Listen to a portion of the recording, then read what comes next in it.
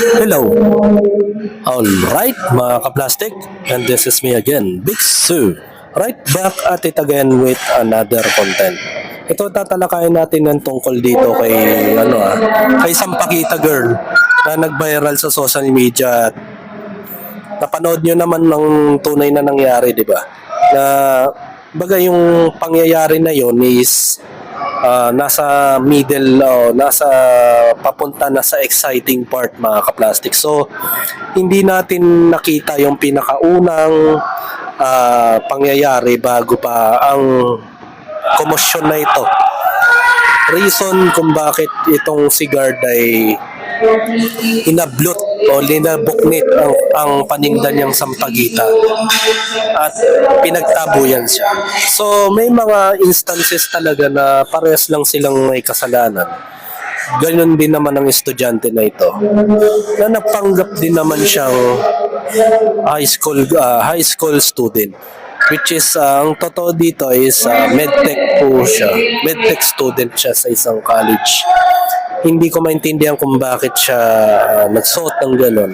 At maraming kuro-kuro kasi, mga kaplastik, na siya ay miyembro daw ng sindikato, di ba, mga kaplastik. At the same time, may mga lumalabas na chismis na yun na nga, na miyembro daw siya ng sindikato at dahil ito ay sa lumang uniforme na. At sabi nga niya dito sa picture, gusto lang niyang humingi ng sorry sa kanya. At the same time, hindi ko po ginusto na matanggal siya sa trabaho. Natanggal kasi sa trabaho yung manong guard na nagsita sa kanya sa Mega Mall Plastic. Dahilan upang mawalan siya ng trabaho.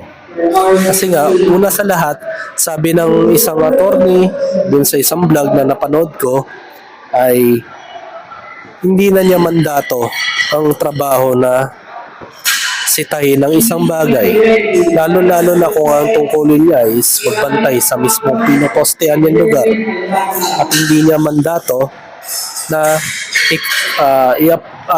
i-apprehend yung estudyante na ito at ipagtabo yan at the same time. So may mga instances na mali talaga ang guard, kaya yun, natanggal siya sa trabaho. So narito po ang isang komento na nagustuhan ko mula sa isang netizens.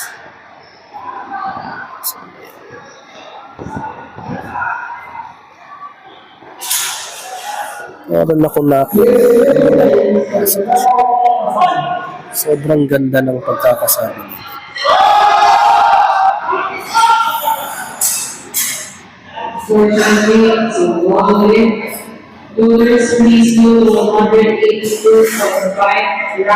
So, hindi ko na nakita. Wala na.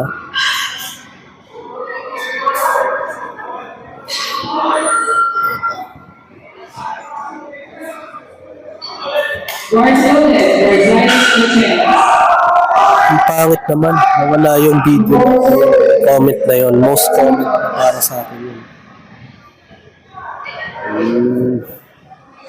So ito ito, tingnan na lang natin yung link, mga kaplastic. Sampaguita vendor address guard speak out against allegation, mga kaplastic. Sabi dito, a 28-year-old Sampaguita vendor who went viral social media after being forcibly removed by the mall security guard on Saturday, clarified she is not part of any syndicate of reputed allegation that curse or spat at the guard. The vendor, she was selling Sampaguita on December 17 when the guard approached and told her to leave.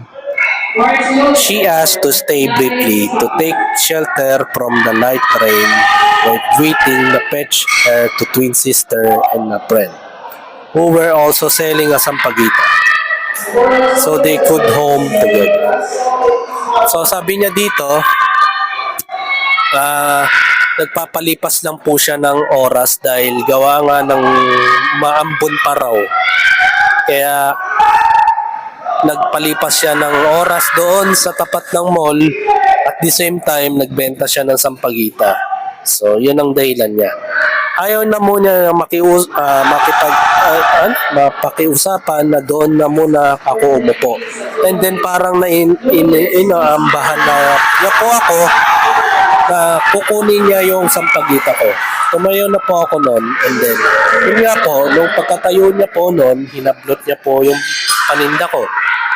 She said, hindi na po ako nakapagpigil. Syempre po yung araw na yon, galit po ako talaga kasi na ganun niya po ako.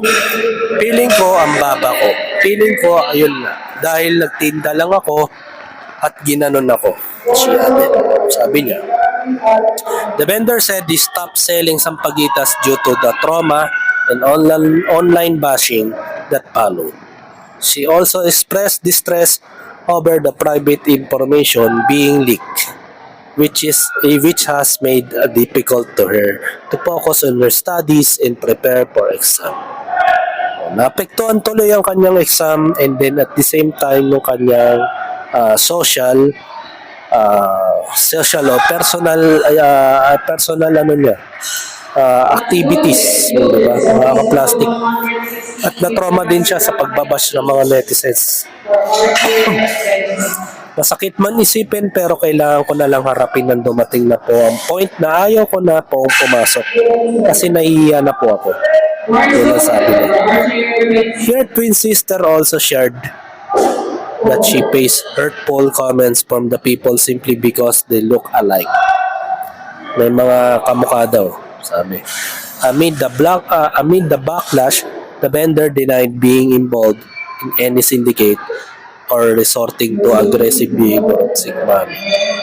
Wala silang sindikato, sabi. Nababasa ko po ang mga comment section na ako raw po yung leader ng mga sindikato. Which is hindi naman po.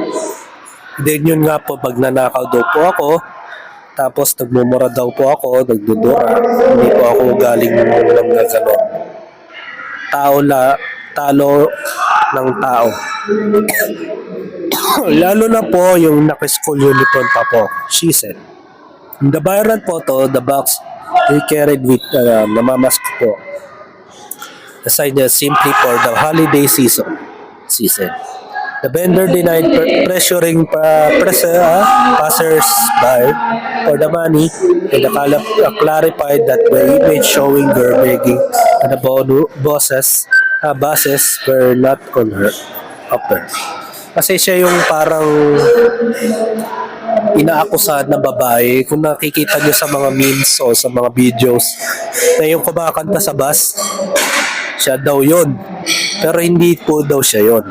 Pati yung nagmumura doon sa mga pulis, yung sinisitang pulis, nakikita nyo yun. Hindi po daw siya yun. Nagsuot po ako ng uniform kasi para maging decente po sa harap ng mga tao. Hindi po nagpapanggap yun. At totoo po naman na nag-aaral daw siya. And he asked about the security guard. She expressed guilt over him losing her job, but admit she still feels afraid that he might seek revenge. The cross paths again the public. So natatakot po siya na balang araw baka magkurusan landas ng kanilang ng guard na yon at baka siya ay magiganti o baka balikan siya ng security guard. At yun, gusto ko humingi ng sorry sa kanya, at the same time hindi ko po ginusto na matanggal sa trabaho. Ito po yung video, mga ka-plastic. So, panoorin natin. Nakikita niyo sa isang araw. Minsan tawag mo, minsan 1.5. Dalawa nila. Kung mag-iap na parang pagpunta sa mga tao na buong sa kanila.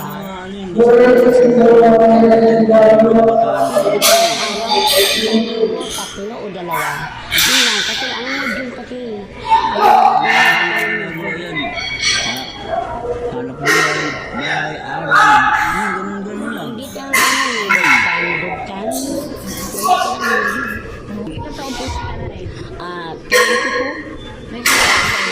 Mag-22 tao ito.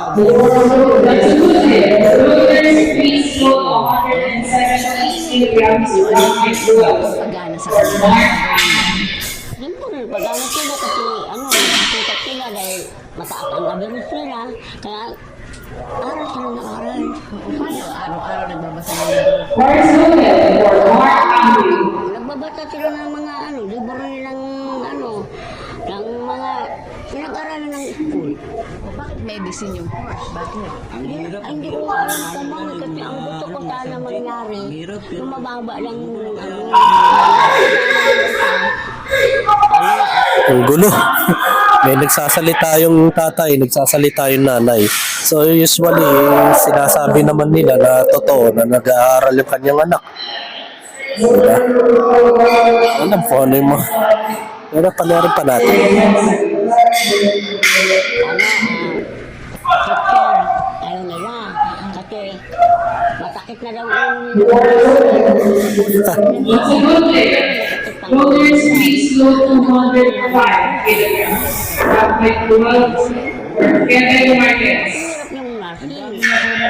Pinamili na yung mga pangtulot na yung karayo.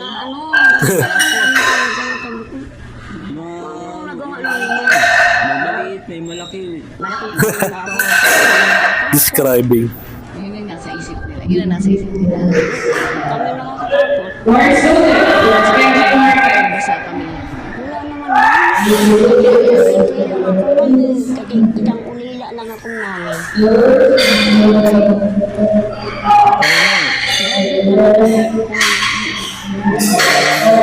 Nakapagtapos kasi wala eh. Hirap talaga ang buhay sa probinsya eh. Dito na sa yung Maynila eh.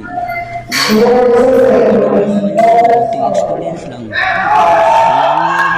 Basta sa araw-araw na yung ginagawa ng libag sa batas para Tama yun. Ano ba yung competition ba sila sa school? Kaya, Parang gano'n. ano meron? That's a good bit. Voters, please go to 150 kilograms.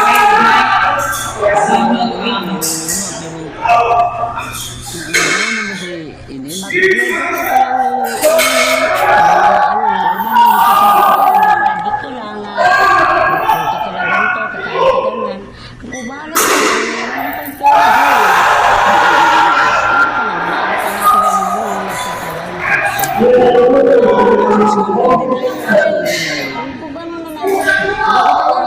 Warsaw, voters,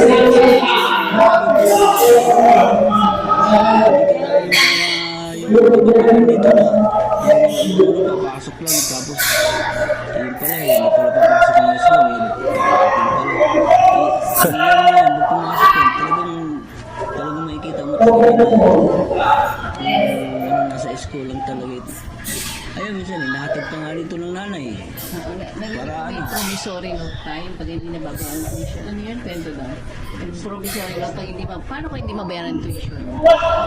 yung tinatagin yung mga pera nila. Hindi, Di ba, magkikita sila. talaga nagsumigat sila.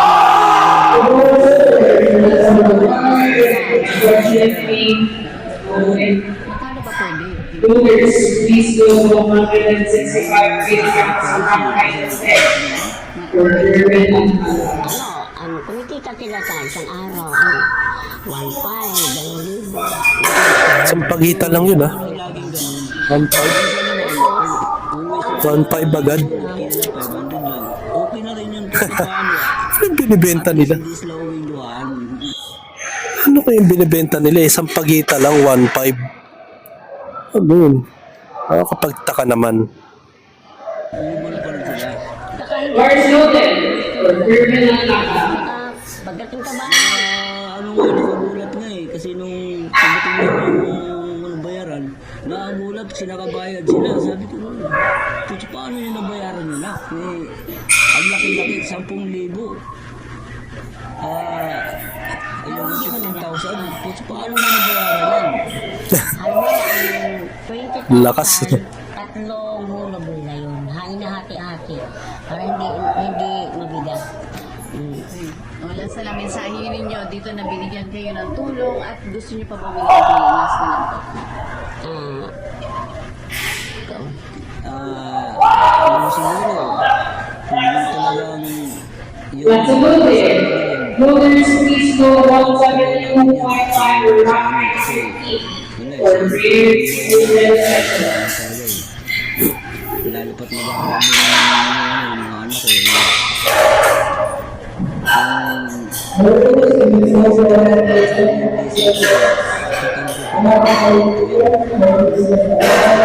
May cash number ka ba?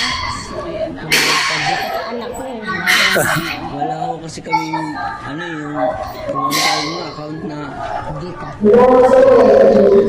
anak ko lang kasi, ang ano, Yun lang, mga anak ko lang may kami ano. dalawa, wala talaga sa yung cellphone niya, ang inasalang ho talaga namin, yung mga anak talaga namin, yun lang talaga pag-asa namin para kami Yan ang pag-asa namin dalawa. kahirapan. Marsolet for via intersection.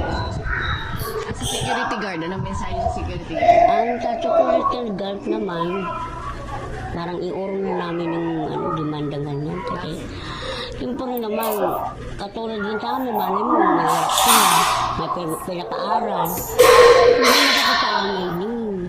Pero mali naman din ang ginagawa niya sa anak ko. Di ano na lang kami, kasi, siyempre, Bali, ano lang kami, hindi ho kami magpapalang kaso, sa kanya kasi baka yung katulad din siya sa amin na mahirap yun din. Ngayon, hindi ho namin papailan ng kaso yan. That's a good day. Voters, please go 175 or route 950 Sana sa for RC Fence. huwag na kami ulitin para Pan, hindi siya magaya ng paano mauulit eh? Wala na nga trabaho. Di ba? Wala na nga eh. Tinanggal na yung lisensya ng guard eh.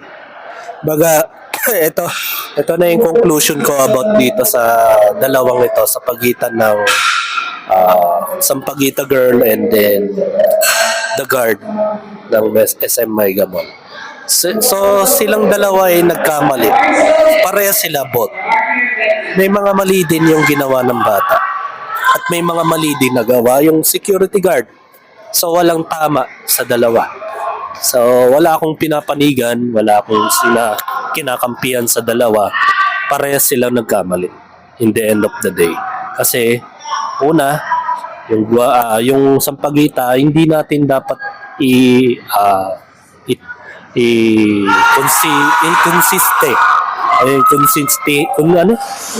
konsintihin mga ka-plastic yung mga ginagawa ng pagaya ng Sampaguita girl. Kasi una sa lahat, may mga designated tayo lugar para sa pagbebenta ng Sampaguita. Bagamat sa panahon ngayon hindi na mapigilan yung mga illegal vendors sa labas ng bahay, sa labas ng lugar, sa mga pampublikong lugar. Yun ang pinakamali. Baga hindi na makatao. Pangalawa sa guard, mga ka-plastic, ang mali niya is yung hindi makataong trato sa mga estudyante, sa mga normal na tao, sa mga tinitingin nilang parang mabababang uri na nila lang. At the same time, nakalimutan nila ang code of ethics nila bilang isang guard na hindi na nila binabantayan ang kanilang poste na lugar. Which is hindi naman nila mandato talaga na magbantay o mag-apprehend sa mga kagaya ni Sampaguita girl. Hindi mo dapat gawin yun. Ang tungkulin mo lang is bantayan mo yung poste at protektahan mo kung ano man yung dapat protektahan mo, which is yung company mo, diba? Yung building na binabantayan. Yun ang most important thing na dapat mo gawin. So parehas silang mali. So ang naging kagandahan dito is moral lesson ay nagkaroon ng pagkakamali si guard.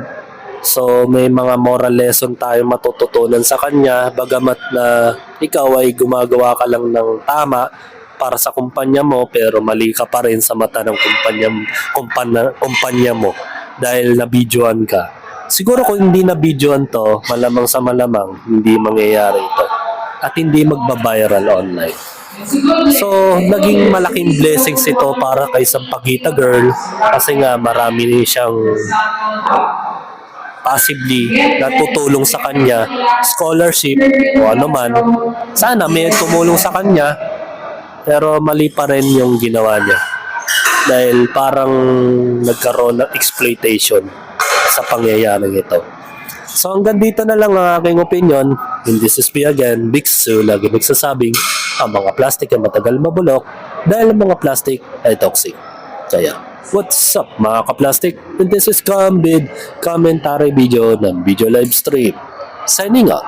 Alright.